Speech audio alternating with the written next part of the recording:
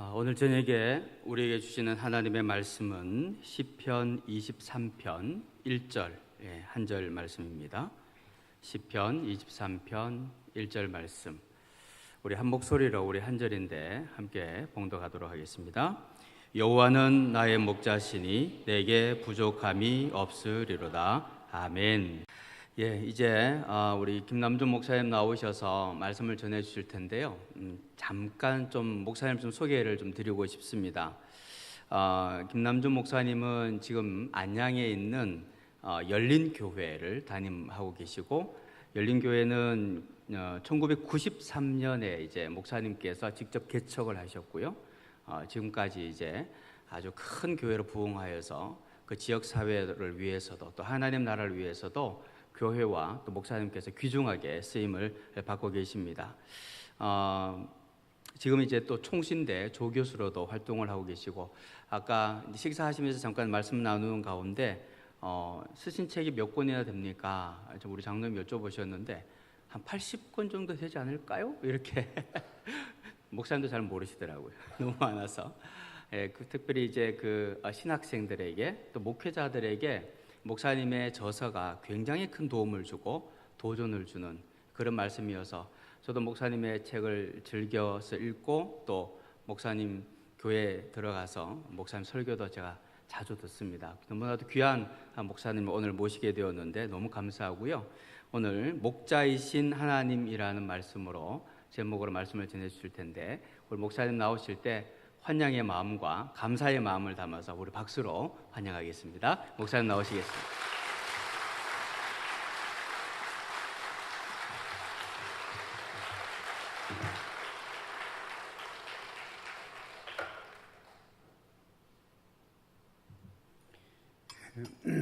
여러분들을 만나 뵙게 돼서 정말 반갑습니다. 제가 전도사 때 이 호암교회에서 한 2년 정도 봉사했던 적이 있는데, 이 교회는 제가 처음 와봅니다. 어쨌든 저를 이렇게 불러주셔서 너무 감사하고 3일 동안 하나님의 말씀에 많은 은혜를 주님이 주시기를 기대해 봅니다. 우리 함께 같이 기도하시겠습니다. 사랑이 많으신 주님 감사합니다. 이 교회를 사랑하셔서 오늘 이처럼 말씀 잔치를 열어놓으시고 우리들을 모두 부르셨습니다. 우리 모두 주님 앞에 있습니다. 우리에게 은혜를 주시옵소서. 그래서 그 말씀을 힘입어 우리가 살도록 저희를 도와주시옵소서. 예수 그리스도의 이름으로 간절히 기도드리옵나이다. 시편 23편의 저자가 다윗이라는 사실에 대해서는 거의 논쟁이 없습니다. 그러나 다윗이 이 시를 언제 썼을까에 대해서는 사람들이 여러 가지 추측을 합니다. 얼핏 23편을 읽어보면 목동의 이야기가 나오고 평화로운 풀밭이 등장합니다. 그래서 아마 이 시편 23편이 다윗의 목동 시절에 쓰여진 것이 아닐까라고 생각합니다. 그러나 이 시는 틀림없이 다윗의 어린 시절이 아니라 왕이 된 후 모든 환난과 시련을 겪고 난 인생 말기에 쓰여졌을 것이라고 하는 추측이 훨씬 타당성을 갖습니다. 시편 23편은 크게 세 토막으로 나뉩니다. 첫 번째 토막은 1절입니다. 이것은 시편 전체의 23편의 전체의 주제를 설명합니다. 하나님은 나의 목자시다. 2절부터 5절까지가 두 번째 토막인데, 여기서는 하나님이 왜 시인에게 목자가 되셨는지를 네 가지로 설명합니다. 2절에서는 공급해 주시는 은혜 때문에, 3절에서는 영혼을 소생시켜 주신 은혜 때문에 4절에서는 사망의 음침한 골짜기에서 지켜주신 은혜 때문에 마지막 5절에서는 더 넘치는 은혜 때문에 하나님을 목자로 모시게 되었다고 설명을 합니다. 세 번째 토막은 6절인데 이것은 하나님을 목자로 모신 사람들이 앞으로 어떤 인생을 살아가야 할지를 보여주는 것입니다. 여러분이 저에게 3번을 설교할 기회를 주셨기 때문에 첫째 날은 1절을, 두 번째 날은 3절을, 그리고 마지막 날은 5절을 설교함으로써 이 집회를 통해 우리가 주님을 만나고자 하는 것입니다. 우선 1절에서 시인은 이렇게 고백합니다. 여호와는 나의 목자시니 내가 부족함이 없으리로다 라고 말입니다.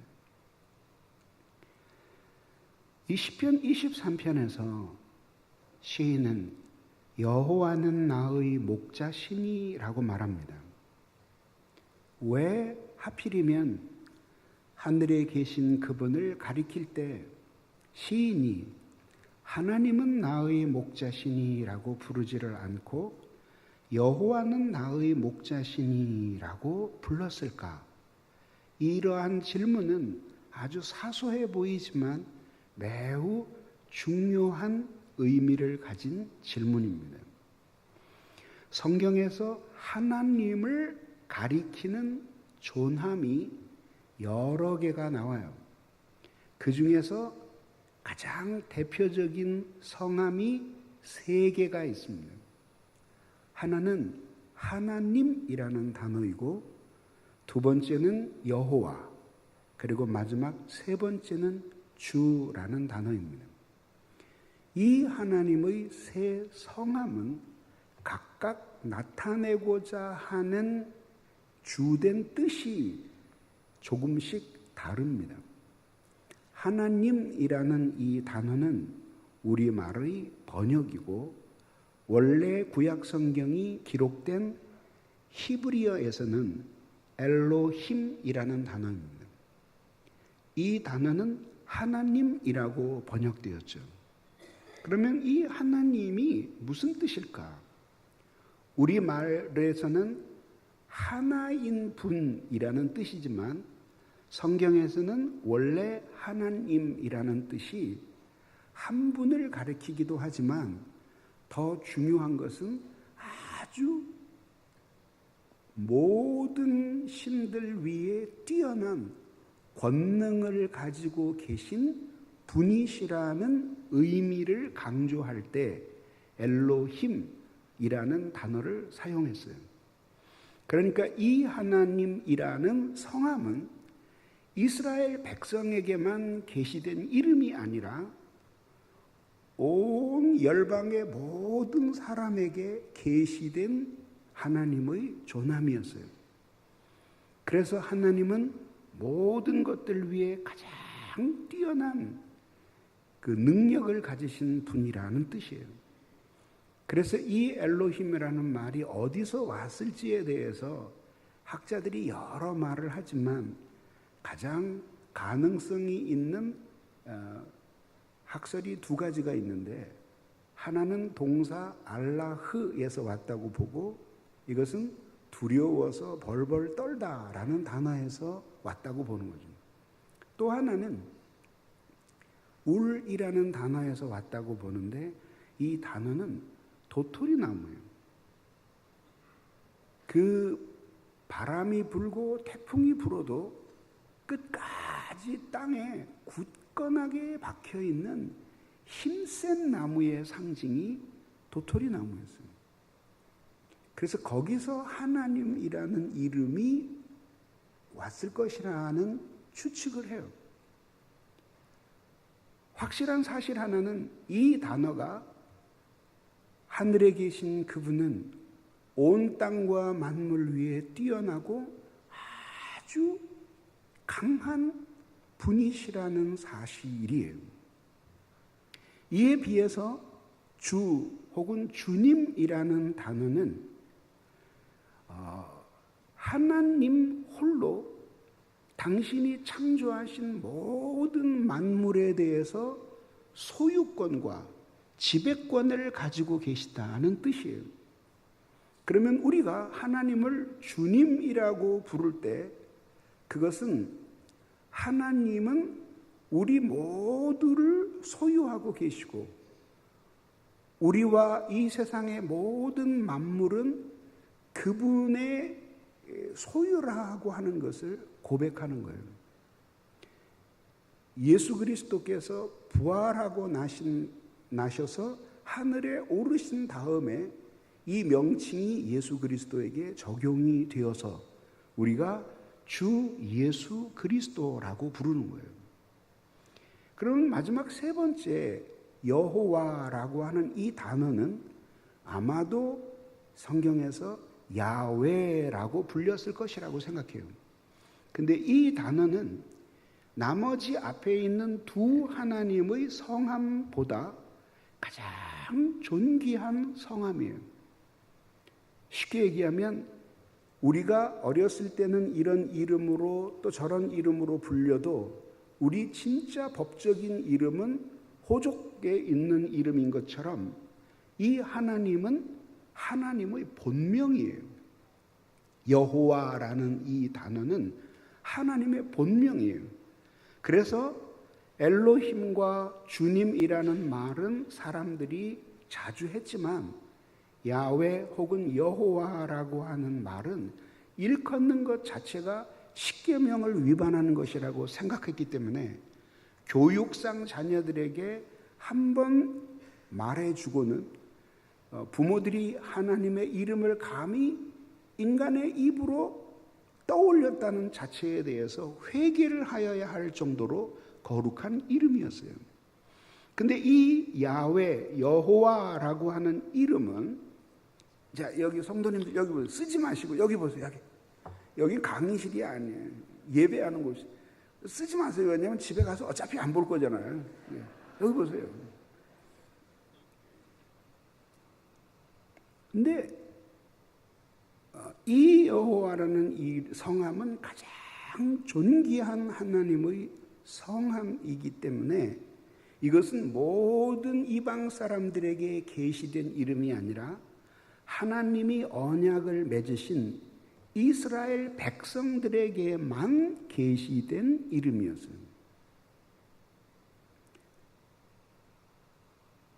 따라서 오늘 시편 23편을 열자마자 여호와라고 하는 이 한 단어는 시인 다윗이 하나님과 어떤 관계에 있는지를 보여주는 거죠. 그냥 사람과 신이 아니라 하나님과 언약을 맺은 언약 백성의 한 사람으로서 하나님께 이 찬양을 올리고 있는 거예요.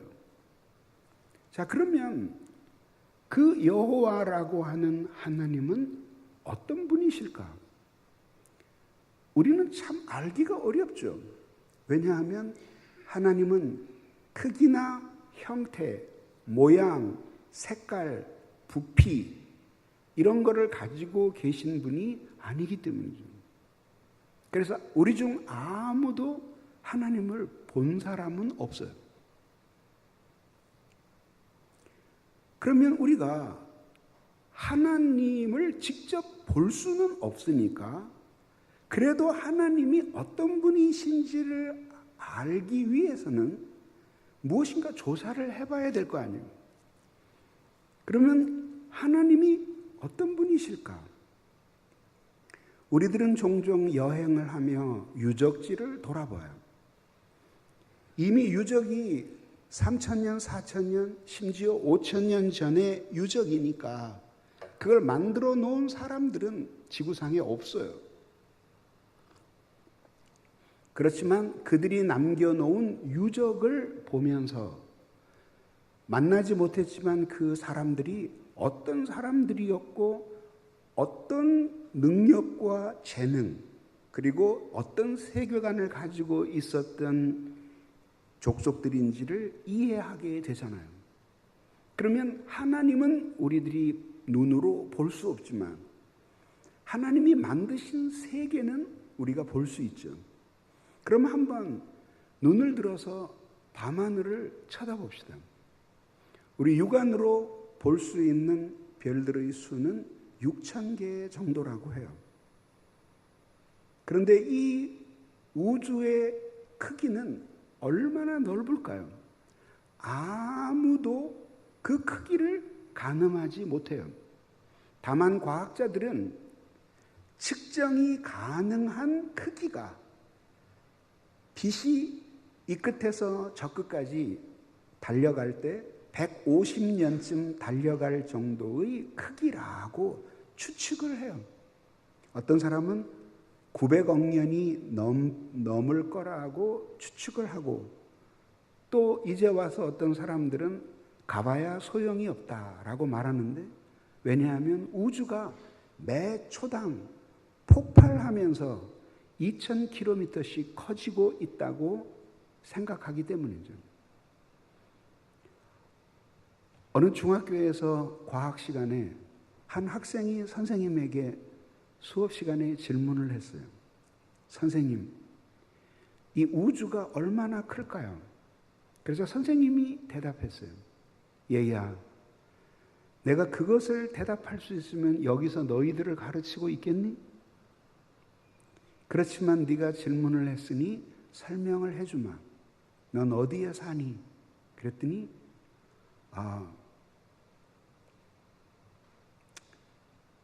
목동의 아파트에 삽니다. 온 지구가 지구가 아파트로 뒤덮였다고 치자. 그 중에 너희 집이 있고, 거기에 화장실에 빨간 전등이 하나 있는데, 거기 8마리의 날파리가 돌고 있단다. 그 중에서 3번째 날파리가 지구이고, 너는 그 날파리 등에 붙어 있는 세균 정도라고 생각하면 된다.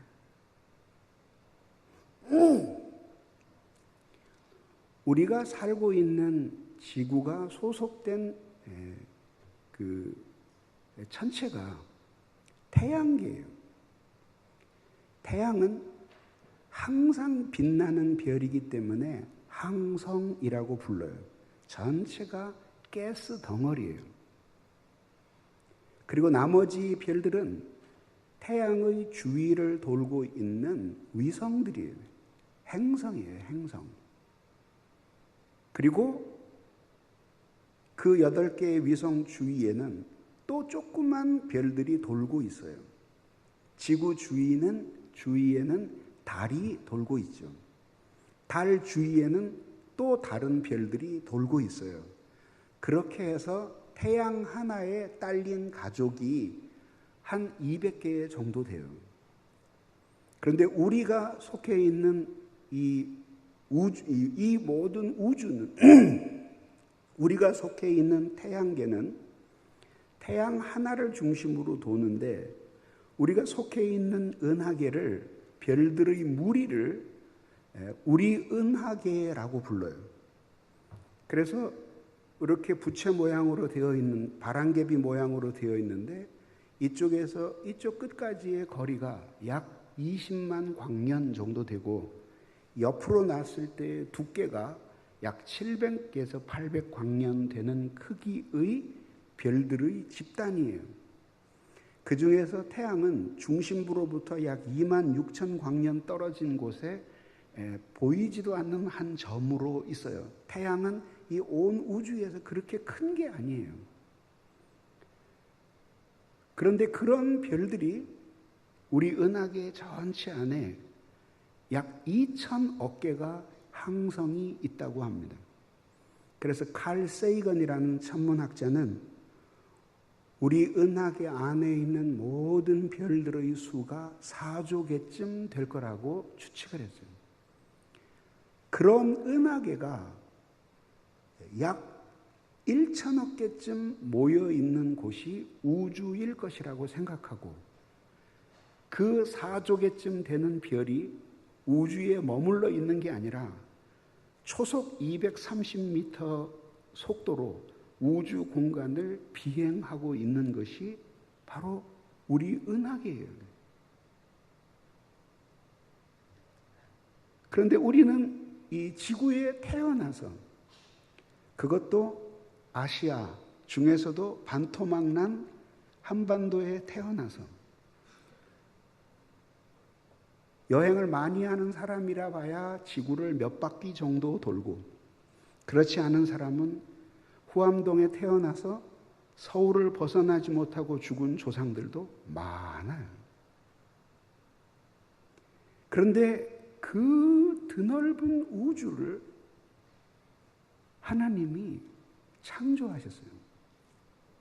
몇 번씩 실패를 한 끝에 겨우겨우 만드신 것이 아니라 거기 온 우주가 있어라 한마디에 이 온 우주가 창조되었습니다. 하나님이 그런 분이에요. 주님의 높고 위대하심을 내 영혼이 찬양하네.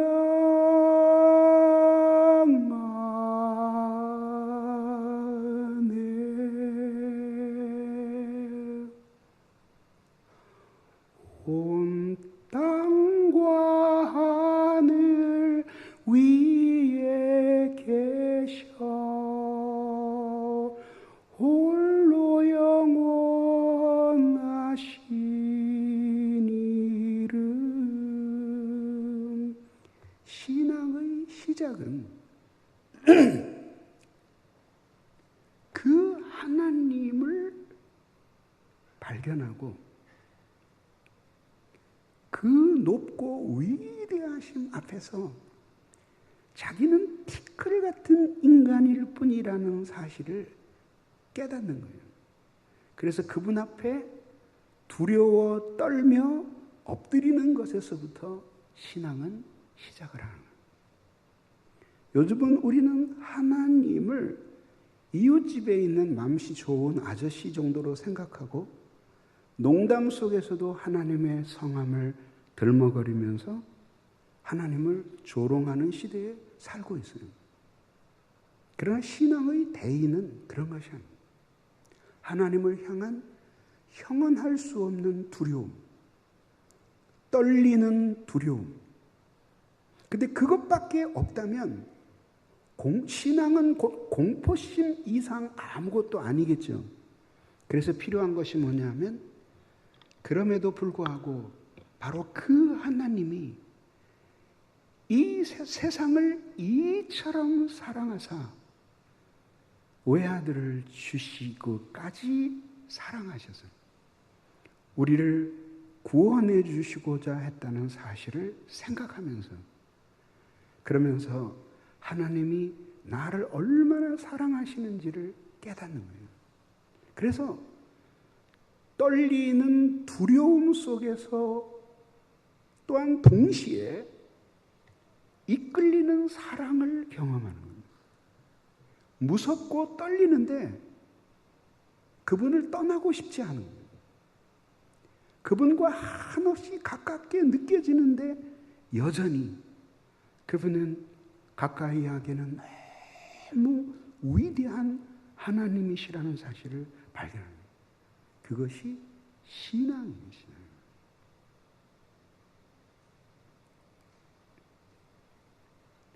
시인이 그 하나님을 노래하고 있는 거예요. 여러분의 마음에 하나님을 향한 두려워하는 떨림이 있습니까? 하나님을 향해 자기도 모르게 끊임없이 이끌리는 사랑이 있습니까? 그래서 왜 그런지 주님께 더 가까이 다가가고 싶은 그러한 끌림이 있는지 저는 묻는 것입니다. 그것이 신앙의 기본이에요. 시인은 바로 그 높고 위대하신 하나님을 나의 목자라고 불러요. 어떻게 두 단어가 나의 목자라는 단어와 그 온 땅과 만물 위에 높으신 여호와가 동격을 이룰 수가 있겠어요? 근데 그것이 가능하게 하는 요인이 있으니 그것이 믿음이에요, 믿음. 신앙이에요. 그 하나님이 존재할 뿐 나와 상관이 없다고 생각하는 동안에는 그런 신을 믿든지 안 믿든지 내 인생이 달라질 이유가 없어요. 그런데 그 높고 위대하신 하나님이 나 같은 사람과 관계를 맺고 계시다는 사실을 깨닫게 될 때 내 인생은 그 지식에 의해서 변화가 되는 거예요. 그걸 가능하게 하는 게 신앙이에요, 신앙. 그 신앙을 가지고 있었기 때문에 이 시인은 그 높고 위대하신 하나님을 나의 목자라고 부르는 거예요. 아이고, 감사합니다. 나의 목자라고 부르는 거예요. 자, 그러면 목자라고 하는 이 단어는 가축을 기르는 사람을 지칭하는 말이에요. 근데 이 시인은 그냥 시 속에서 노래하고 있는 것이 아니에요. 왜냐하면 자신도 한때는 목자였어요. 어린 시절부터 인생 말년에 오기까지 하나님과 관계를 가지고 살아보니 놀라운 사실을 발견했어요. 하나님이 나를 인도하고 보호하시는 방식은 내가 목자로서 양들을 돌보고 보호한 방식과 너무 흡사하다는 것입니다. 그래서 이 목자라는 말 속에는 우리들이 이 단어를 사용하면 별로 가슴에 와닿지 않을 심오한 뜻이 이 안에 있는 것이 아니겠어요? 그러면 여기에서 시인이 자기를 하나님을 목자로 부르고 있으면 자기는 무엇라는 거예요? 누구라는 거죠? 왜 대답을 안 하세요? 뭐라고요? 양. 근데 눈을 씻고 시편 23편을 들여다봐도 양이라는 단어는 안 나와요. 근데 답은 맞아요. 양이에요. 그러면 궁금한 건 이거예요. 우리는 이 시편 23편을 읽을 때 양이라는 이 단어를 만나요. 그리고 성경은 여러 곳에서 양 이야기를 해요. 그래서 우리 한국적인 맥락에서 이 양은 처음부터 끝까지 매우 긍정적인 짐승이에요. 그래서 어떤 한 사람을 가리켜 그는 순한 양 같아 라고 하면 부정적인 말이 없어요. 법 없이도 살 사람. 그런 사람이에요. 본성이 선한 사람 가리킵니다. 근데 이 성경이 기록된 것은 한국이 아니라 팔레스타인이에요. 팔레스타인의 맥락에서는 양이라는 말이 반드시 긍정적이지만은 않아요. 물론 성경에서는 예수님 자신을 메시아를 양으로 묘사해요. 어린 양, 그죠? 털 깎는 자 앞에서 잠잠한 양같이라고 묘사해요. 그러나 예수 그리스도를 양으로 묘사할 때는 양 전체를 받아들여서 예수 그리스도의 표상으로 삼는 것은 아니에요.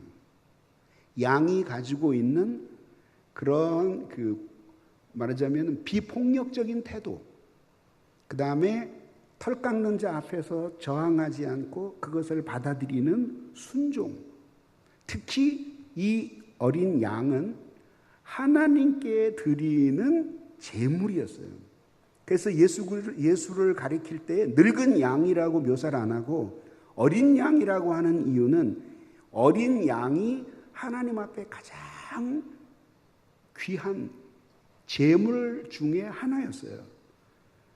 그래서 예수 그리스도를 어린 양 혹은 양이라고 묘사할 때에는 양이 가지고 있는 그런 특성만을 추출해서 예수 그리스도에게 적용한 거예요.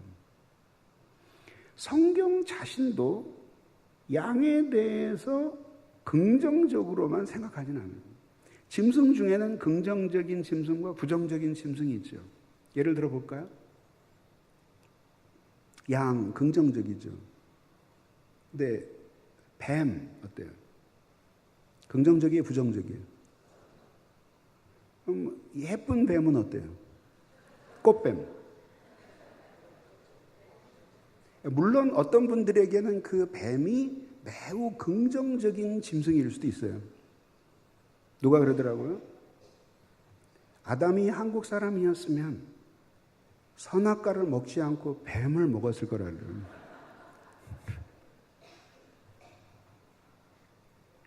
근데 성경이 양에 대해서 매우 긍정적으로만 얘기하는 것은 아니에요. 그래서 이사야 53장 메시아 고난의 장에서도 이렇게 말해요. 우리는 다 양 같아서 각기 제 길로 갔거늘 무지와 고집이죠. 여호와께서는 우리의 죄악을 그에게 담당시키셨도다. 내가 이 설교를 했더니 중동 선교사 한 사람이 자기 정말 처음 듣는 이야기라고 그러더니 몇 달 후에 저를 찾아와서 저도 몰랐지만 목사님 말씀이 맞습니다.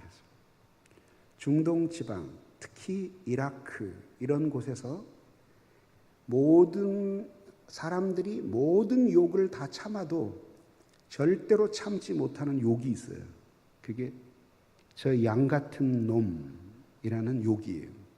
그건 더럽고 분수를 모르고 멍청하고 그런 모든 말의 그 종합이에요. 그러니까 그런데 왜 그래서 성경에 보면은 이 양은 특히 그 모든 짐승이 자기를 보호할 수 있는 이 기제를 가지고 있어요. 동물의 왕국이라는 프로그램을 오래전에 봤는데 크기가 그저 요 정도밖에 안 되는 그냥 개 크기만한 염소과의 짐승이에요. 한가하게 풀을 뜯고 있는데 배고픈 사자가 그걸 발견했어요.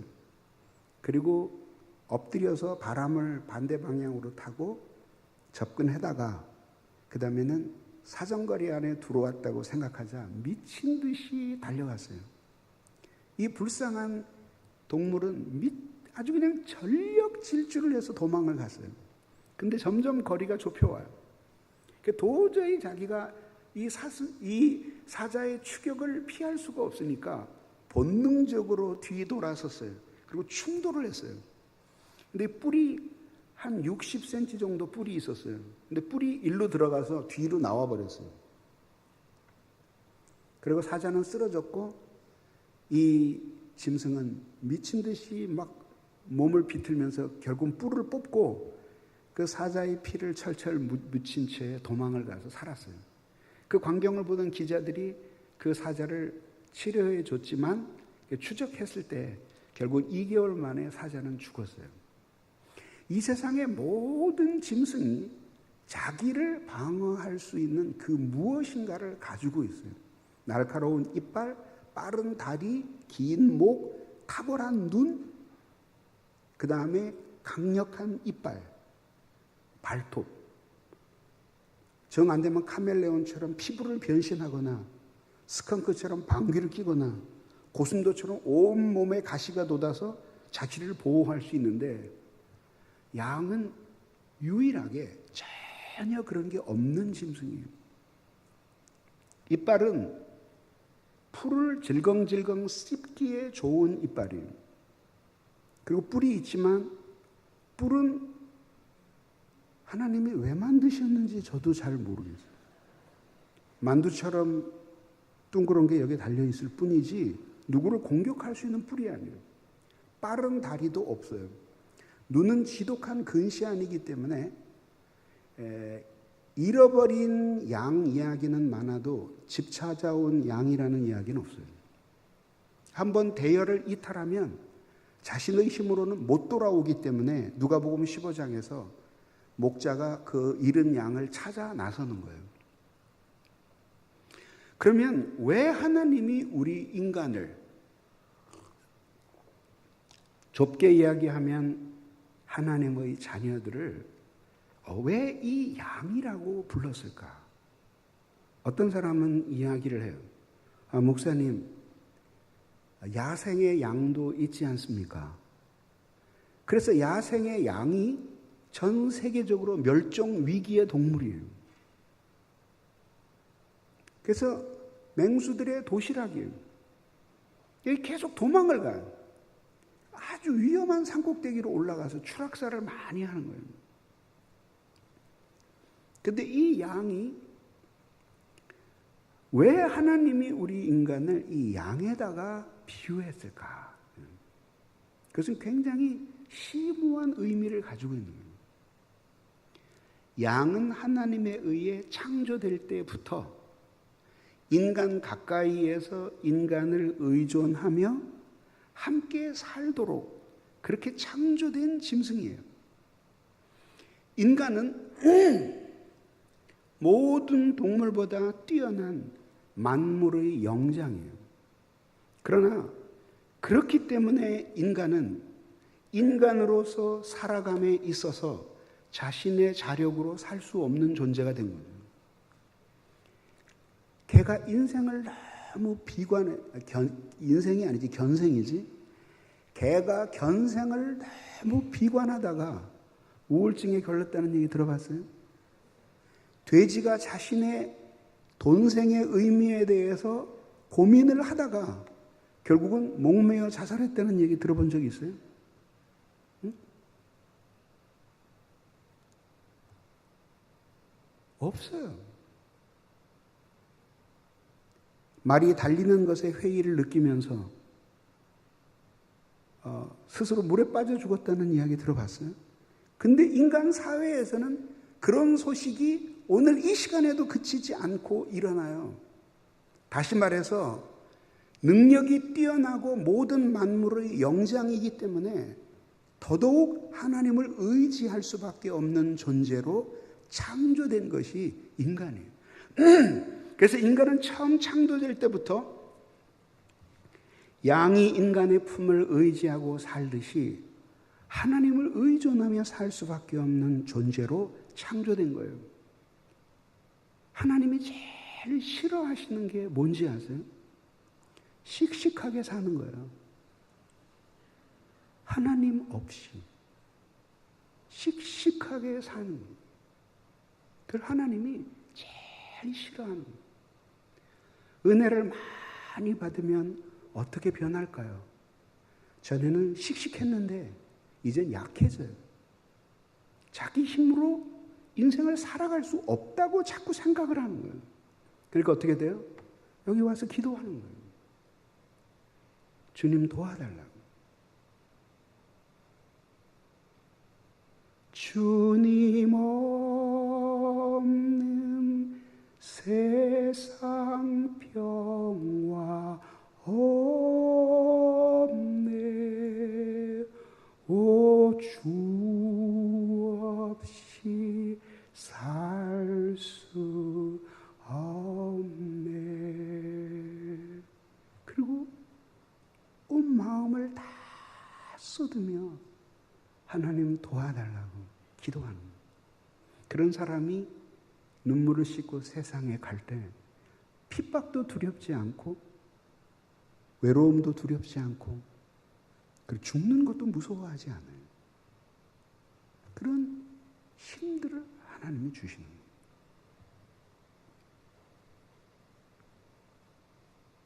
하나님은 온 땅과 모든 것들 중 아무것도 의존하지 않고 그 모든 것 위에 뛰어나 홀로 계심으로 아름다우신 분이에요. 이걸 하나님의 독립미라고 불러요. 독립하는 아름다움. 인간은 그렇게 하나님을 의존하지 않고 홀로 독립하면 독립할수록 아주 추한 존재가 되는 거예요. 그래서 인간은 그렇게 하나님을 깊이 의존할 때 아름다운 존재가 되는데 이것을 인간의 의존미라고 부르는 거예요. 그러면 의존한다라고 하는 것은 무엇인가? 그 사랑이에요, 사랑. 사랑은, 하나님의 사랑은 인간을 의존하는 사랑이 아니지만 인간의 하나님을 향한 사랑은 하나님을 무한하게 의지하는 절대적인 의존의 사색이에요. 그게 신앙이에요. 절대적인 하나님께 대한 절대적인 의존의 마음으로 모든 사물을 생각하고 그 사실에 감동을 받는 것이 신앙이에요. 그럼 우리들이 하나님 앞에 23편의 원시림으로 들어가면서 제일 먼저 만나는 폭풍처럼 다가오는 깨달음은 이것이에요. 주님 없이 하나님 의지하지 않고 자신의 힘으로 인생을 사는 것처럼 씩씩하게 살아온 날들이 이게 하나님의 마음을 아프게 한 날들이었다는 사실을 깨닫는 거예요. 그리고 회개하는 거예요. 그래서 사람이 태어나 예수를 믿는다는 것은 특별한 일을 하는 것이 아니라 원래의 인간이 있어야 할 자리로 돌아가는 거예요.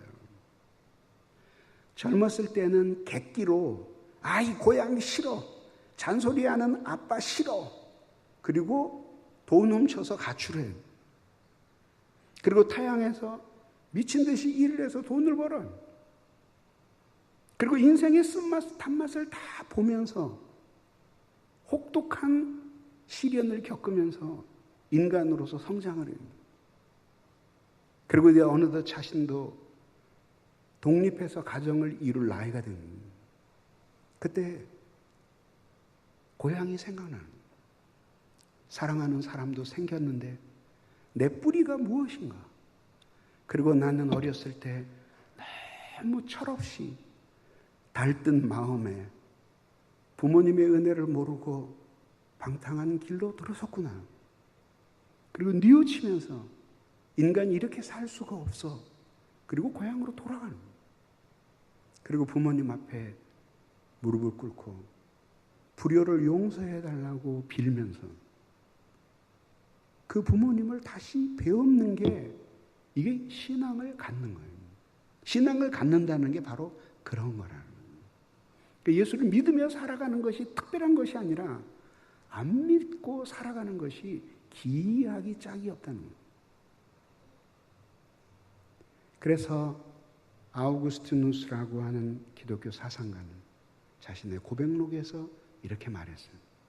내가 당신의 품에 안기기 전까지는 내 마음에 안식이 없었나이다.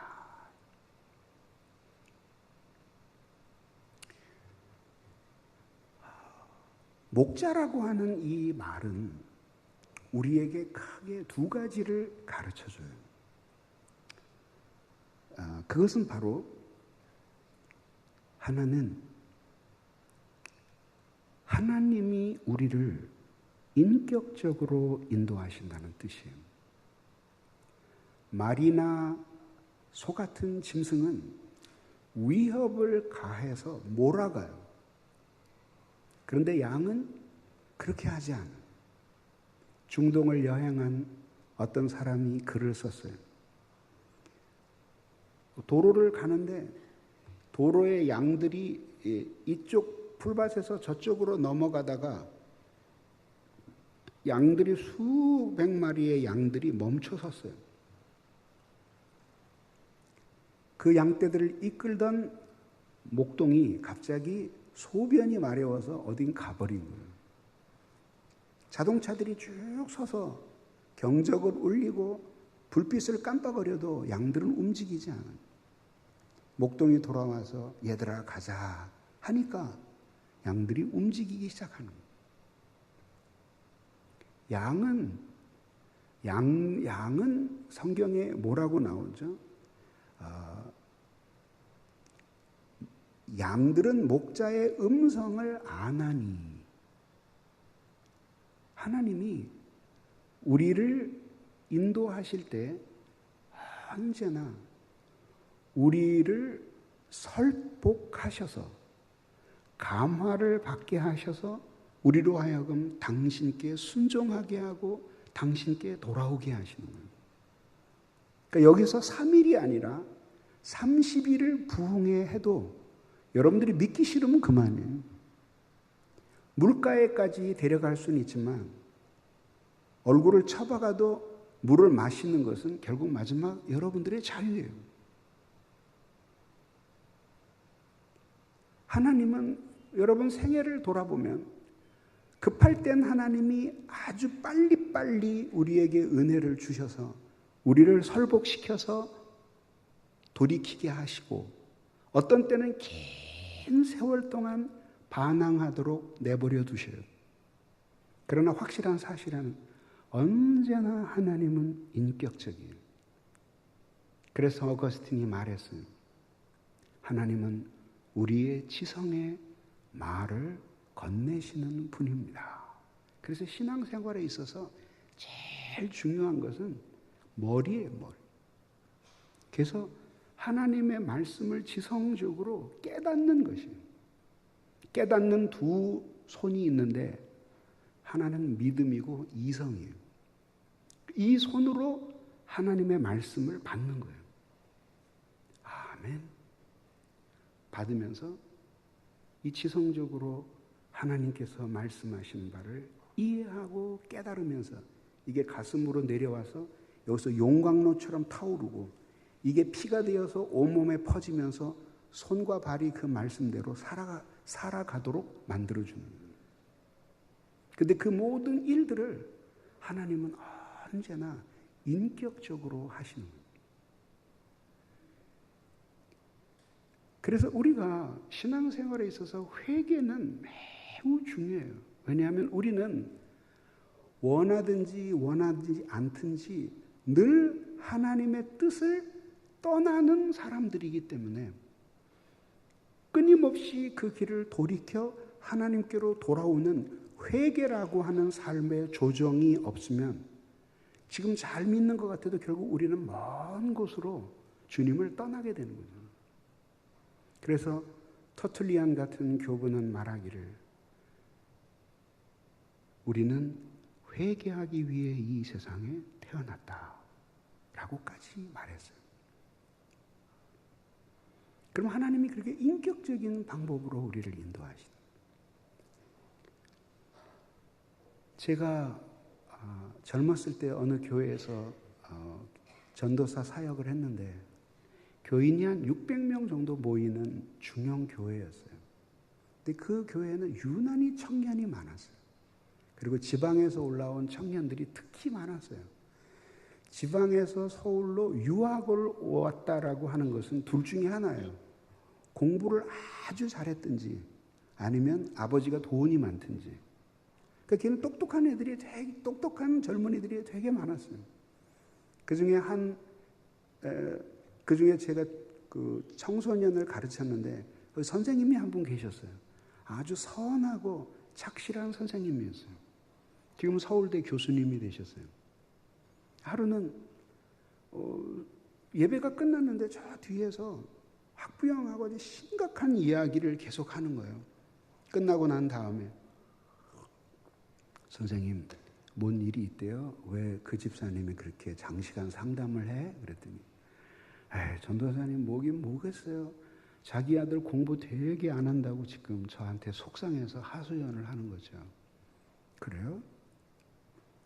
굉장히 아주 선한 선생님이었어요. 근데 전도사님 궁금한 게 있어요. 왜? 그러니까 근데 애들이 왜 공부를 못할까요? 왜? 그러니까 저는 애들이 공부를 못하는 걸 이해할 수가 없어요. 근데 서울대 다녔거든요. 자기는 이 세상에 태어나서 시험이라는 단어가 붙은 모든 것은 한 번도 떨어져 본 적이 없대요. 운전면허까지. 그래서 떨어졌을 때 어떤 마음인지를 한 번도 경험을 못 해봤대요. 그래서 내가 속으로 잘났다. 나는 공부 못하는 게 잘 이해가 되는데. 자기는 고3 때도 8시간씩 꼬박꼬박 잤대요. 아니 그렇게 하고 어떻게 서울대를 들어갈 수 있어? 그랬더니 학원 근처도 안 갔대요. 아니 어떻게 그럴 수 있어? 그러니까 아니 전도사님 아니 왜 공부를 못해요? 책에 다 나오고 모르는 게 있으면 선생님한테 물어보면 되는데 왜 공부를 못해요? 그래서 내가 잘났다. 그리고 돌아왔어. 그리고 한 2달쯤 지났는데 안색이 매우 안 좋아요. 선생님 왜 그래? 왜 안색이 안 좋아? 뭐 어려운 일 있어? 그러니까 전도사님 나 이제 인생 살 맛이 안 나요. 왜? 그러니까 제 얘기 좀 들어보세요. 공부만 하도 하니까 체력이 뚝 떨어지더래요. 그래서 그 당시에 테니스가 유행이었어요. 그래서 테니스를 배웠대요. 그래서 돈을 내고 가서 테니스 장에 가서 그 선생님한테 테니스를 배우는데 한 일주일 지났는데 선생님이 신경질을 확 내더래요. 그래서 어쩜 그렇게 못하냐고. 내가 여기서 7년 동안 가르쳤지만 당신처럼 못하는 사람 처음이라고. 왜 그렇게 못하냐고. 여기 교본에 다 나와 있고 모르는 건 내가 가르쳐 주는데. 그때 처음으로 공부를 못할 수도 있겠구나. 그런 생각이 들더라고요. 사람들은 하나님과의 관계에서 자신이 경험해 온 간증이 있어요. 그거를 모든 사람에게 다 적용하려고 하는 거예요. 맞을까요? 다를까요? 원리는 똑같겠지만 그것을 적용하는 방식은 다 달라요. 제가 34살에 대학 교수가 됐어요. 근데 가보니까 정말 한심하더라고요. 신학과라고 하는 데를 갔는데 얘네들이 신학과를 오고 싶어서 온 게 아니라 갈 데가 없으니까 온 거예요. 담배 피는 놈, 술 먹는 놈, 싸웠다고 경찰서에서 연락 오는 놈, 별 애들이 다 있어요. 제가 제일 싫어하는 게 컨닝이에요. 컨닝. 지금도 싫어요. 컨닝하는 애들을 잡아냈어요. 그래서 너 컨닝하는 걸 잡아낸 게 아니라 레포트를 냈는데 그 레포트를 400명 정도가 나한테 강의를 들었어요.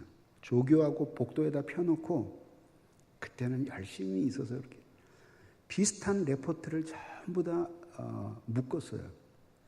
그리고 그 다음에 다 추적을 해서 공고를 붙였어요. 아무개 레포트는 누구 레포트와 비슷하고 누구 레포트는 누구와 레포트와 비슷하고 이렇게 됐는데 둘이 손잡고 와서 사유를 설명하지 않으면 둘 다 F다. 그랬어요. 그 와가지고 이제 변명들을 하는 거예요. 근데 2학생이 온 거예요. 한 학생은 아주 건들건들해요. 반성의 기색이 없어요. 그리고 이제 똑똑 문을 두드리고 적었습니다. 나는 이미 결심을 하고 있었어요. 이런 애들은 그렇게 고분고분하게 다뤄서는 안 돼요. 그래서 일부러 문을 열고 들어올 때 화를 확 그리고 레포트를 얼굴에다가 집어 던지는 거예요. 너 이놈 이걸 레포트라고 썼냐? 네가 뱉겠지. 그러니까 그냥 웃으면서 들어왔는데 막 소나기처럼 퍼부는 거야. 난 너 같은 애하고 이야기하고 싶지 않고 너를 신학교 가도 좋다고 도장 찍어 좀 네 담임 목사하고 통화를 좀 하게 해다오. 사색이 된 거죠. 당회에다가 내가 편지할까? 너 장학금 줘서 신학교 보냈는데 계속 컨닝이나 하고 레포트나 베껴낸다고 통보할까? 그러면 이제 잘못하고 살려달라 그러죠. 그리고 걔가 나가요. 밖에 있는 애들이 야 어땠어? 그러니까 말도 하지 마. 제가 그때 별명이 검찰총장이었거든요. 그 다음 애가 들어가서 이제는 주눅이 들어서 문을 열고 들어오고 들어와. 여기 앉아. 얘는 이제 긴장돼 있어요. 커피, 홍차, 사이다, 콜라, 생수 5가지가 있는데 뭘 먹을래? 뭘 마실래? 전 괜찮습니다. 그래도 뭘 하나 마시나? 냉수 주십시오. 냉수 한 잔 따라줘. 얘기하는 잘 지내냐? 네. 네 아내가 인쇄소에서 일한다고 했지? 네. 요새도 야근하니? 네. 고생이 많겠구나. 권사님은 요새도 기도 많이 하시냐? 네. 네가 외아들이라고 했지? 네. 이렇게 살면 되겠니? 아니요. 용서해 줄 테니까 가서 다시 써가지고 3일 후에 가지고 와. 내가 기도해 줄게. 보내는 거예요. 왜 그 두 똑같은 죄를 지은 학생들을 그렇게 서로 다르게 다뤘을까요? 앞에 있는 애는 그렇게 대접을 해주면 기고만장해서 교수를 우습게 할 학생이에요. 두 번째는 레포트 집어던지면서 그렇게 하려면 때려쳐. 그러면 얘 1층에 내려가서 자퇴원서 쓸 아이로 그 정도로 약한 거야. 그럼 사람도 그거를 알면서 사람을 다루는데 하나님은 얼마나 우리를 잘 아시면서 다루시겠어요. 2절에서 이렇게 말합니다. 그가 나를 푸른 풀밭에 누이시고 쉴만한 물 가으로 인도하시는 도다. 이거는 잘못된 번역이에요. 원래 번역을 하려면 이렇게 해야 돼요. 그가 나를 푸른 풀밭에 누이시고 움직이지 않는 물 가장자리로 데려가시는 도다. 이게 무슨 뜻이냐면요. 양은 물에 대한 극도의 공포심을 가지고 있어요. 저는 어렸을 때 시골에서 살았거든요. 그래서 홍수가 나면 시커먼 흙탕물이 개울에 어마어마한 물길을 이루면서 달려가는 걸 봤어요. 소가 떠내려오는 것도 봤고요. 돼지 떠내려오는 것도 봤고, 개 떠내려오는 것도 봤고, 닭도 봤고, 오리도 봤고 다 봤어요. 내가 말한 짐승 중 아무 짐승도 헤엄 못 치는 짐승이 없어요. 소 헤엄 잘 쳐요. 돼지 잘 칩니다. 물론 나중에 힘이 빠져서 다 물에 빠져 죽죠.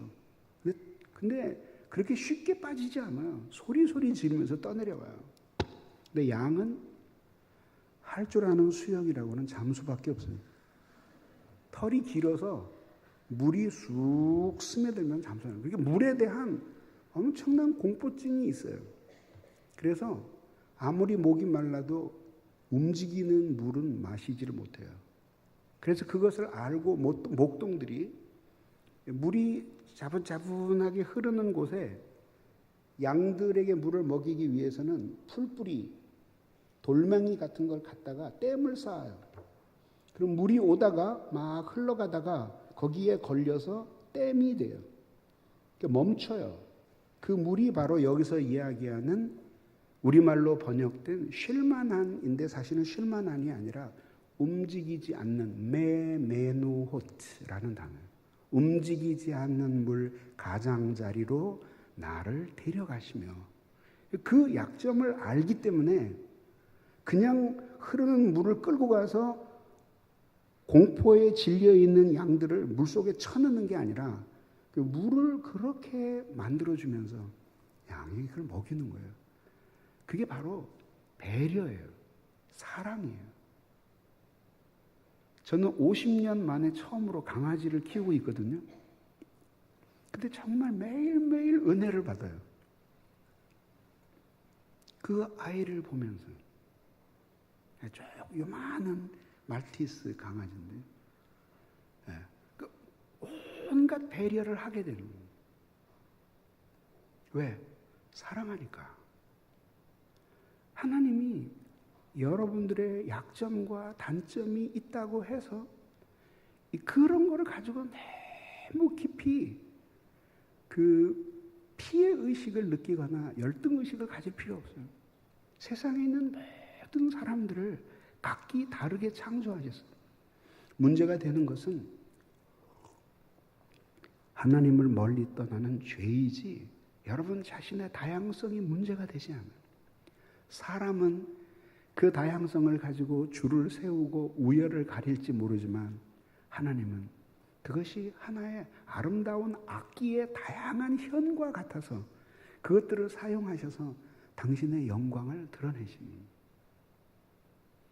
그렇게 우리의 약점까지도 알고 인도해 주시는 어머니 같은 분이 우리의 목자라고 하는 거예요. 두 번째 사실은 뭐냐면 사랑으로 인도해요. 여러분들이 누가복음 15장에 보면 잃은 양의 비유가 나오죠. 어느 날 목동이 집에 돌아와서 양을 헤아려 보았어요. 한 마리가 없어요. 그 양은 어느 양인지 목동도 금방 알 수 있었어요. 왜? 집안에서도 사고 치는 애가 사고를 계속 쳐요. 그러니까 얘도 누군지를 알겠는 거예요. 근데 그때는 아마 저녁 어스름한 시간이었을 거예요. 그 양이 어디서 잃어버렸는지 모르겠는 거예요. 그런데 그 양을 찾아 나가요. 그 양 한 마리에 얼마나 되겠어요? 한 15년 전쯤 호주 가서 물어보니까 우리나라 돈으로 한 16만 원 한다 그러더라고요. 양 한 마리에. 지금은 올랐겠죠. 그래도 얼마 되겠어요? 가다가 강도를 만나든지 발이 삔다든지 하면 자신에게 더 큰 손해가 있을 텐데 찾아가요. 16만 원 때문에 그 양을 찾는 게 아니라 그 양을 사랑하니까. 그 양이 어디선가 울고 떨고 있을 생각을 하니까 혼자 편히 쉴 수가 없어서 16만 원짜리라고 생각한 게 아니라 그 양이 너무 가엾어서 위험을 무릅쓰고 그 양을 찾아 나서는 거예요. 거기에 나오는 그 성경의 묘사를 가지고 내가 재구성을 하자면 이런 거예요. 양을 찾았어요, 결국. 보니까 양이 너무 힘들게 지쳐 있어요. 그래서 어깨 위에다가 얹고 그리고 와요. 근데 히라보 성경에는 이 복수로 나와요. 두 어깨예요. 한 어깨에다 메고 오는 건 사냥감이에요. 사냥한 짐승을 한 어깨에 메고 두 어깨에 메고 왜? 아프고 힘들까 봐 편안하게 하려고 그러고 돌아오는 그 동네 사람들의 얘기는 아이 동네 사람들 저녁 먹었어? 사람들이 다 빌라의 창문을 열면서 말하는 거 아직 안 먹었는데 왜? 조금 있다 우리 집으로 모두 와. 그러니까 왜? 뭔 일 있어? 잔치를 할 거야. 웬 잔치? 내가 잃어버렸던 양을 다시 찾았거든. 그러면 양 한 마리 얼마나 된다고 동네 사람 다 와서 저녁을 먹으면 설마 그 양을 바베큐해서 주겠다는 건 아니에요. 그러면 양 한 마리 찾았는데 그게 너무 기뻐서 소를 잡을 수 있잖아요. 그게 복음이에요, 복음.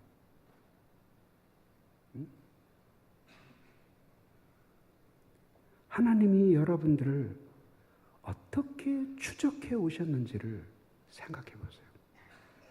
여러분들이 한때는 모두 주님을 멀리 떠난 잃어버린 양이었어요. 여러분들의 연약함도 있었지만 탕자처럼 스스로 하나님의 품을 떠나 자유롭게 살아보고자 세상으로 흘러 들어갔어요. 그리고 세월이 얼마 흐르자 거기에서 많은 고통을 받았어요. 확실한 사실 하나는 예수 안 믿어도 살 수 있는 사람은 누구도 그리스도인이 된 사람이 없어요. 살다가 도저히 자신의 힘으로는 살 수가 없었기 때문에 주님께로 돌아온 거예요. 근데 우리 힘으로 돌아왔나요? 아니죠. 우리 결심으로 돌아왔나요? 아니죠. 우리는 그냥 길을 잃어버렸을 뿐이에요. 근데 주님이 찾아오셨어요.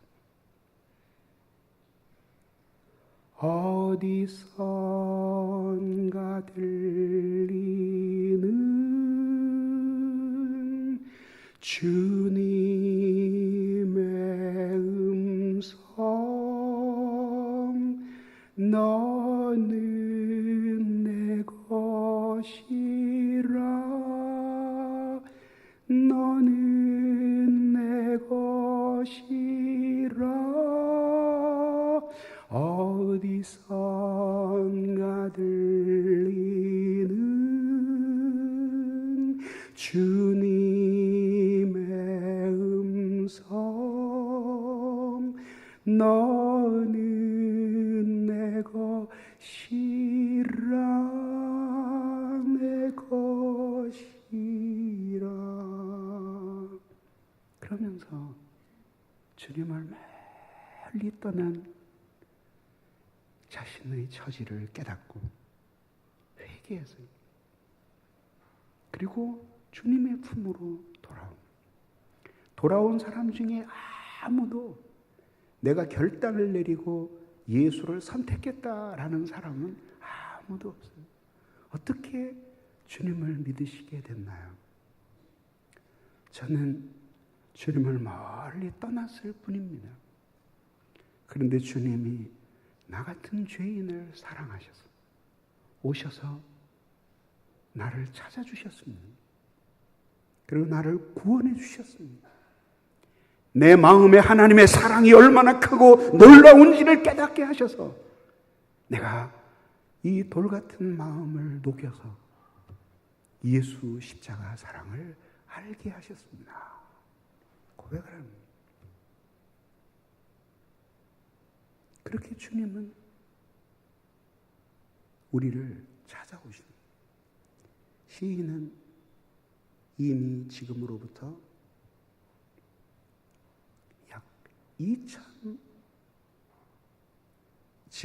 약 3,000년 전에 이러한 사실을 깊이 경험한 거예요. 예수 그리스도가 아직 오시기도 전에 여호와 하나님과의 관계 속에서 그렇게 하나님 없이 살 수 없는 자신의 인생을 삶의 구석구석까지 찾아오셔서 마음을 녹이시고 당신에게로 돌이키게 만들어주시는 은혜를 경험했던 거예요. 그래서 오늘 시인은 하나님을 향해 여호와는 나의 목자이시니 내가 부족함이 없으리로다 라고 노래하게 된 거예요. 여러분, 신앙은 바로 이 하나님에게로 돌아가는 것이 신앙입니다. 그 사랑을 알고 자신의 모든 고집과 죄를 버리고 그리고 내가 어떠한 처지에 있든지 그분을 의지하며 나를 위해서 자기의 아들을 사람의 몸을 입혀 이 세상에 보내시고 그 아들을 십자가에 못 박아 살을 찢고 피를 쏟으시기까지 사랑하신 그 하나님의 사랑을 받아들입니다. 그리고 그 안에서 사는 거죠. 그것이 신앙이에요. 요즘 신앙생활하는 사람들을 보면 관계의 기쁨이 없어요. 하나님이 내 하나님이시라는, 나의 목자이시라는 관계의 기쁨도 없고, 이 교회가 나의 교회라는, 그래서 나는 너무 행복하다는 교회와의 관계의 기쁨도 없어요.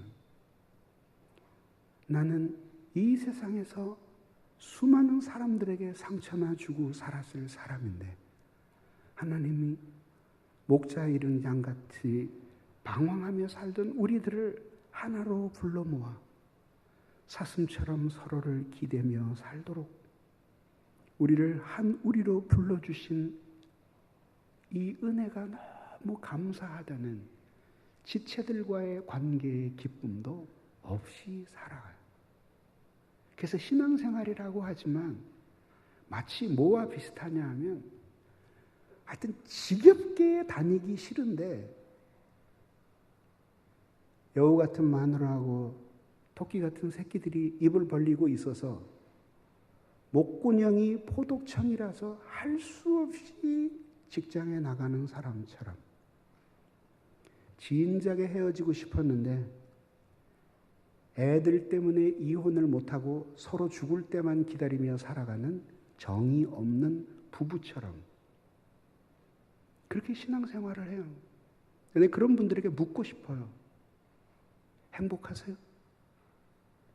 기뻐요? 즐거우세요? 예수 믿는 보람을 느끼십니까?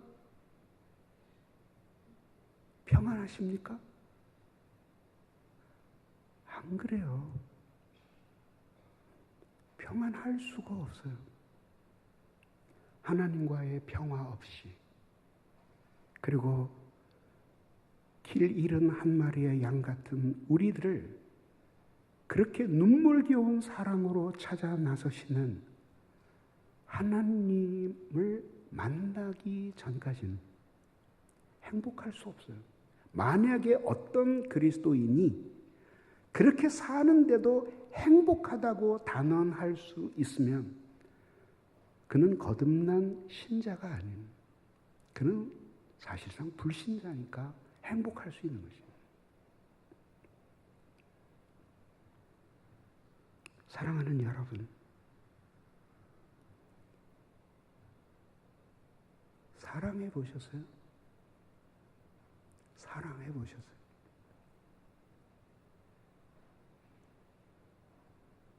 평생 처녀로 살았는데 어느 날 자기가 좋아하는 남자가 다가와서 할 말이 있대요. 겸손히 고백해요. 아무개 자매님, 내가 당신을 너무 사랑합니다. 자기도 좋아요.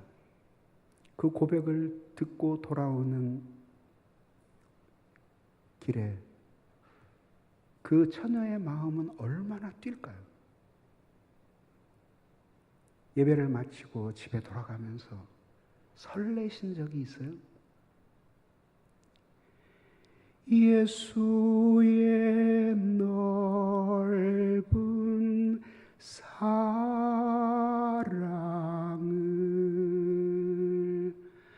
어찌다 말하랴.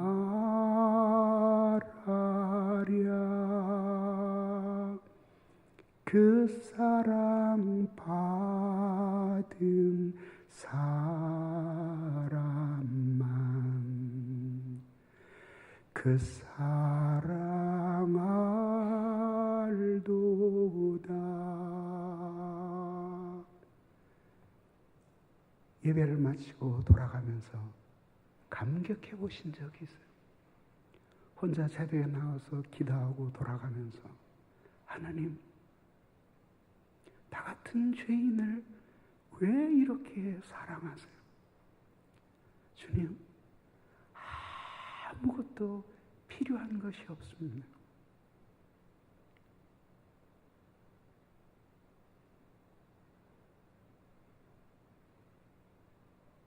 그런 적이 있으시냐고 묻는 거예요.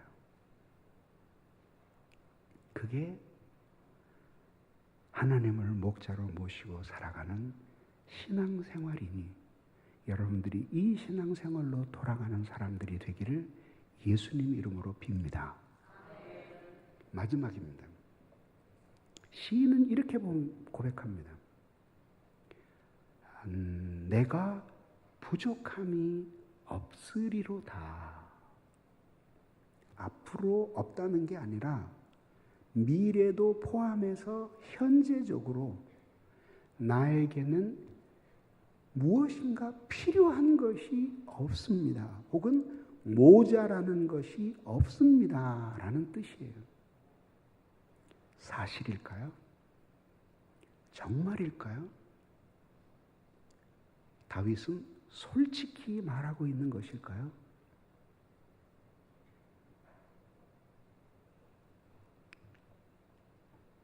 다윗은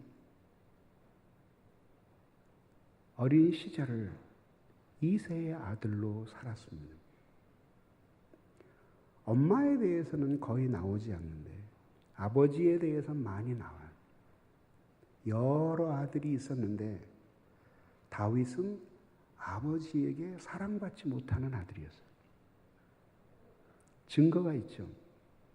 어느 날 하나님이 사무엘 선지자에게 이스라엘의 왕을 다시 세울 텐데 사울을 이어 왕이 될 사람이 이새의 집의 아들 중에 있다. 하나님 명령을 받들어 이새의 집으로 갔어요. 그리고 말했어요. 하나님이 네 아들 중에서 왕을 세우라고 하신다. 큰아들부터 왔어요. 그럼 외모가 훤칠하고 진짜 왕 할 만해요. 기름을 부으려고 하는 하나님이 걔가 아니다. 두 번째, 세 번째 다 아니래요. 이상하다. 분명히 하나님이 이 집에 왕으로 세울 자식이 있다고 했는데 아무도 아니래요. 그래서 사무엘에게 물었어요. 네 집의 아들이 이것뿐이냐? 그러니까 이새가 가만히 생각하다가 하나 또 있어요. 그때 겨우 생각난 자식이 다윗이었어요. 형들을 생각해 보세요. 다윗은 심성이 좋은 사람이어서 형들을 진심으로 염려하고 사랑했어요. 형들은 다윗을 아주 하찮게 여겼어요. 형들의 안부가 걱정이 되어서 아버지의 명을 받들고 블레셋과의 싸움의 현장으로 달려갔을 때 형들은 그를 멸시했어요. 또 자기를 사랑하는 여자와 결혼을 했어요. 그런데 그 여자는 자신의 신앙의 세계에 대해서 이해를 못하는 여자였어요. 그리고 결국은 자기를 떠났어요.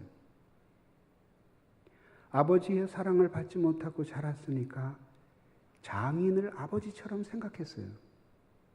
근데 사위를 죽이면 지 딸이 과부가 되는데 미치광이처럼 그 사위를 죽이기 위해서 자객을 보내는 영감이었어요.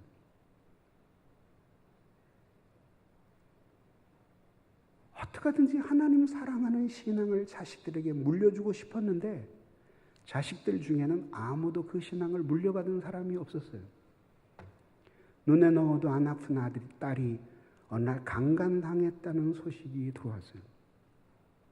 추적해보니 그 강간범은 자기 뱃속으로 나온 새끼였어요.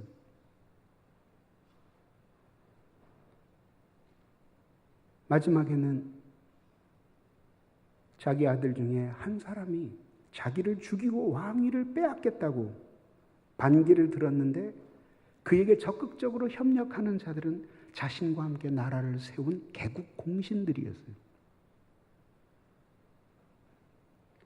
평생을 외롭게 살다가 한눈에 반한 여자를 만났어요.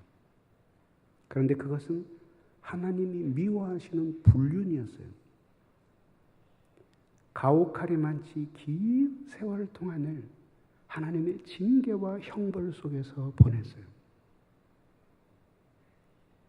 여러분은 다윗의 겉모습만을 봤죠. 여러분들이 정말 다윗의 삶처럼 살아보고 싶으세요? 다윗과 같이 똑같이 되어보고 싶으세요? 물론 그는 어마어마한 부자였기 때문에 엄청난 액수의 헌금을 했어요. 정확히 맞는지 계산해 보지 않았지만 어느 한가한 목사님이 다윗의 건축 헌금을 얼마나 했는지를 조사해 봤대요. 금만 320조 원어치래요. 현 시가로. 주님 오시는 날까지 그 정도의 건축 헌금하는 사람은 아마 없겠죠?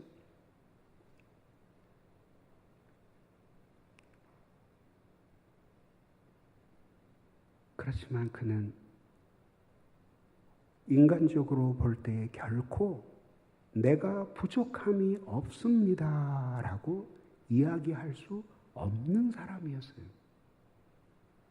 그런데 어떻게 이 고백을 하게 되었을까요? 신앙이에요, 신앙.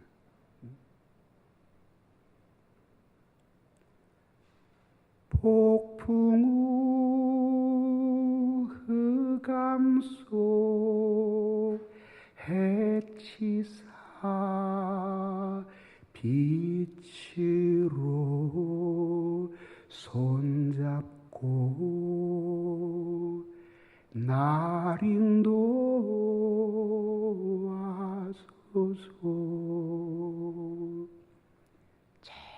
정말 다시 살고 싶지 않은 인생이었고 눈을 뜨면 슬픔과 고통이 가득한 생애였지만 한 가지 때문에 그는 그 모든 시련을 이기면서 살 수 있었어요. 자기를 목양해 주시는 하나님. 언제나 곁에 계셔서 어느 한순간도 자기를 버린 적이 없이 자기를 붙들고 험한 인생의 길을 걸어오게 하셨던 하나님. 때로는 엄마 같은 사랑으로 자기를 지키고 감싸주셨던 하나님 한 분 때문에 폭풍과 시련이 가득 찬 인생 길을 걸어오면서 인생의 말년에 하나님, 나는 당신 때문에 아무것도 모자라는 것이 없습니다. 아멘. 아멘. 감사합니다. 노래할 수 있었던.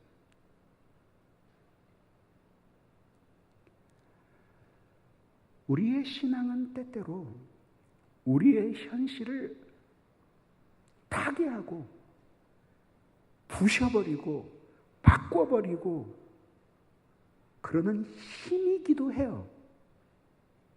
그러나 신앙은 많은 경우에 그렇게 우리 앞에 있는 현실들을 박살내고 폭발시켜주지 않아요. 근데 놀랍게 그렇게 나를 애워싸고 있는 인생의 많은 시련과 고난, 때로는 가족관계에서 오는 견딜 수 없는 상처들, 이런 것들을 신앙이 없애주는 게 아니라 그대로 남아있는데도 신앙은 그것을 새로 해석하게 만들어줍니다. 그리고 오히려 그런 인생의 상처와 고통들을 사용해서 그것이 없었더라면 결코 들을 울려 퍼지지 않았을 하나님의 아름다운 성품의 가락들을 우리의 마음에 갈피 현으로 삼아서 그 고난의 손가락으로 연주하시면서 우리의 마음에 찬송이 울려 퍼지게 하는 거예요.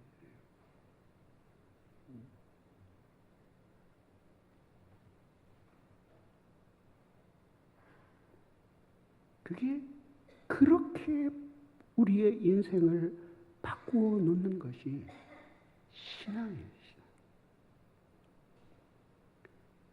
그래서 주님 없이 주님을 등지고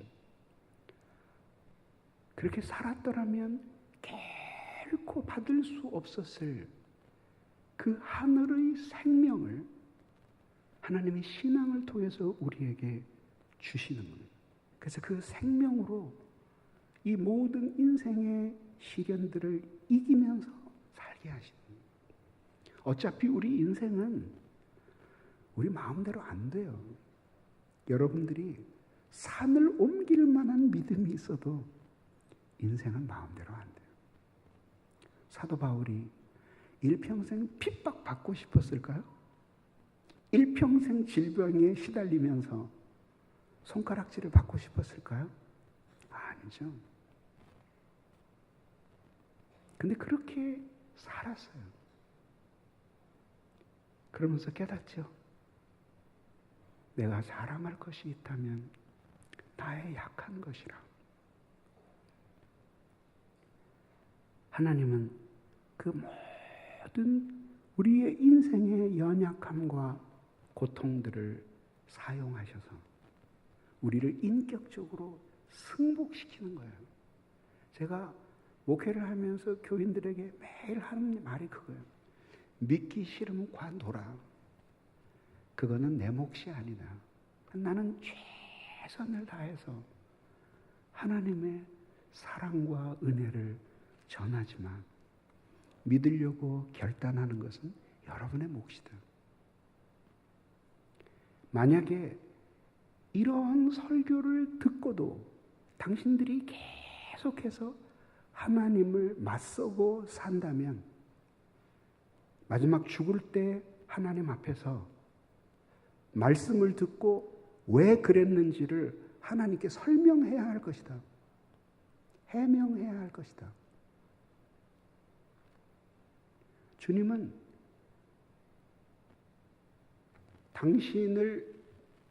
당신에게 무릎 꿇지 않으려는 우리들을 무릎팍을 군합발로 부러뜨려서 주저앉아서 무릎을 꿇게 안 하시고요. 주님을 경배하지 않겠다는 인간들의 머리끄댕이를 끌어서 이마를 땅바닥에 쳐박으면서 절하라고 그러시지 않으세요. 하나님은 너무 높고 위대하신 분이기 때문에 그런 식으로 인간에게 경배를 받고 싶어 하지 않으세요. 그럼 어떻게? 인격적으로. 자녀들 교육시키시죠.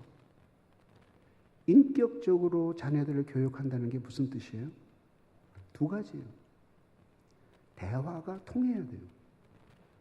말로 설득을 할 수 있어야 하고 그를 존중하며 사랑해 줄 수 있어야 돼요. 그게 인격이에요. 하나님은 우리가 그렇게 해서 당신에게 인격적으로 승복하기를 원합니다.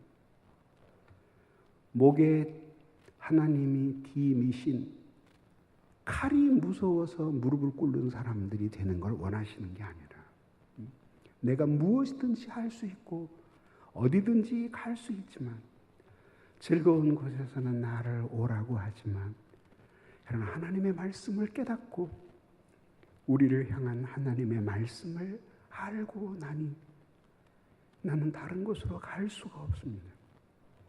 내가 주님을 잠시 멀리 떠났지만 이제 나는 당신께 돌아옵니다. 나를 받아주시옵소서. 하늘과 아버지께 내가 죄를 지었사오니 나를 용서해 주십시오. 돌아오기를 원하십니다. 사랑하는 여러분, 말씀을 맺습니다. 주님과 인격적인 관계를 맺는 여러분들이 되시기를 바랍니다. 주님의 그 사랑에 깊이 감격하며 그 사랑으로 돌아오는 여러분들이 되기를 예수님의 이름으로 빕니다. 기도하겠습니다. 우리 같이 기도하시겠습니다. 기도할 때 큰 소리로 소리를 고래고래 지르지 않아도 돼요. 주님 목소리를 들으시는 게 아니라 마음을 들으셔요. 간절히 하나님, 제가 주님을 멀리 떠났습니다. 그러나 오늘 나를 설복하시는 주님을 만납니다.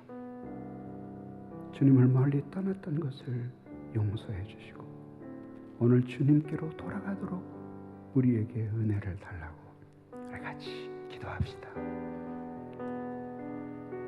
사랑이 많으신 하나님 감사합니다. 부족한 저희들을 사랑해 주시고 오늘 이 시간에도 아버지 앞에 기도합니다. 은혜를 내려 주시옵소서. 하나님 함께해 주시옵소서. 우리 한 사람 한 사람을 주님의 십자가 사랑으로 굳게 붙드셔서 우리를 그렇게 사랑해 주시는 인격적인 주님의 품으로 돌아가게 해 주시옵소서. 우리를 설득하시고 회개하게 하시고 주님의 사랑을 다시 그리워하게 하시고 죽은 자와 같은 우리의 영혼을 살아나게 하셔서 우리로 아버지 앞에 다시 살게 해 주시옵소서. 하나님, 거칠고 어그러진 마음을 제하시고 주님의 사랑으로 그 은혜로 녹여 다시 살게, 다시 주님을 찾게, 주님을 만나게, 다시 사랑하게 해 주옵소서. 예수님 이름으로 기도합니다.